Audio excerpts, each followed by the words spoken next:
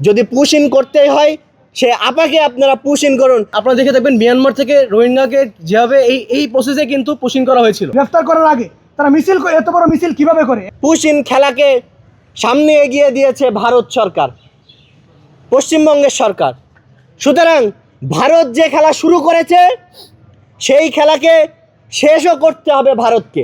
আপনারা জানেন 4 জুন থেকে প্রায় 18 থেকে 22টি পুশ ইন করা হয়েছে, যার ভিতরে 180 থেকে প্রায় তারও বেশি পুশ ইন করে বাংলাদেশে পাঠানোর চেষ্টা করেছে।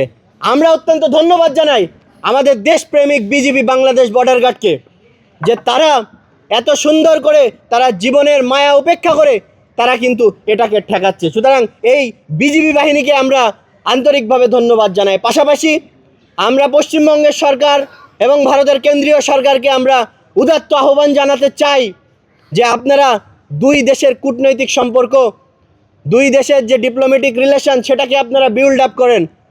আমরা এটা স্পষ্ট জানি যে ভারতের আশেপাশে তাদের কোনো দেশের সাথে কিন্তু সুসম্পর্ক নেই। সুতরাং বাংলাদেশের সাথেও যদি আপনাদের কূটনৈতিক সম্পর্ক ভালো না থাকে তাহলে কূটনৈতিক সম্পর্কের জায়গা থেকে আপনারা একাকিত্ব অনুভব করবেন।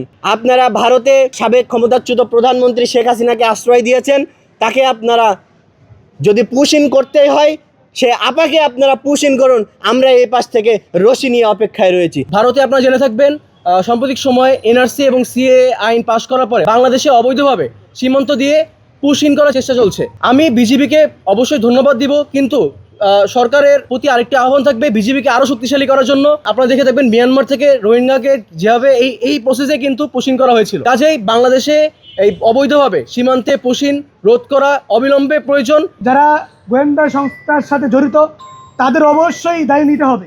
কেন তারা কি করছে? রিসেন্টলি একটা চট্টগ্রামে একটা ভিডিও দেখছি, এনসিপির এক নেতা সে আওয়ামী লীগ নেতার সাথে যোগাযোগ করে আওয়ামী লীগ কিভাবে মিছিল করবে সেই সহযোগিতার আশ্বাস দিচ্ছে এবং আওয়ামী লীগ মিছিল করছে। বাংলাদেশ ছাত্র অধিকার পরিষদের পক্ষ থেকে আহ্বান সরকারের প্রতি, এই বাংলাদেশের মাটিতে নিষিদ্ধ সংগঠন আওয়ামী লীগ এবং ছাত্রলীগকে কার্যক্রম করার ক্ষেত্রে সহযোগিতা করবে, অবশ্যই তাদেরকে আইনের আওতায় আনতে হবে। এই নেতাকে যেন অনতিবিলম্বে গ্রেফতার করে আইনের আওতায় আনা হয়। যেখানে যেখানে মিছিল হচ্ছে, মিটিং হচ্ছে, আমি প্রত্যাশা রাখবো আইন শৃঙ্খলা বাহিনীর উপর যেন সরকার কঠোর হয়, যেন তারা আসলে কি করছে। দেশের নানা জায়গায় দেখছি চট্টগ্রাম অনেক জায়গায় গ্রেফতার করা হয়েছে, কিন্তু গ্রেফতার করার আগে তারা মিছিল এত বড় মিছিল কিভাবে করে? এখানে তো রাষ্ট্রীয় বাহিনীর অবশ্যই ব্যর্থতার দায় নিতে হবে। তারা স্বপ্ন দেখে আওয়ামী লীগ রাজনীতিতে প্রাসঙ্গিক হবে। প্রাসঙ্গিক হইতে হলে অবশ্যই শেখ হাসিনাকে দেশে আসতে হবে। আমরাও বলি শেখ হাসিনা আসুক। আওয়ামী লীগ যেভাবে স্লোগান দেয় শেখ হাসিনা আসবে, তার যদি সাহস থাকে তার আসার মাধ্যমে সে আইনের মুখোমুখি হোক, আইনের মুখোমুখি হয়ে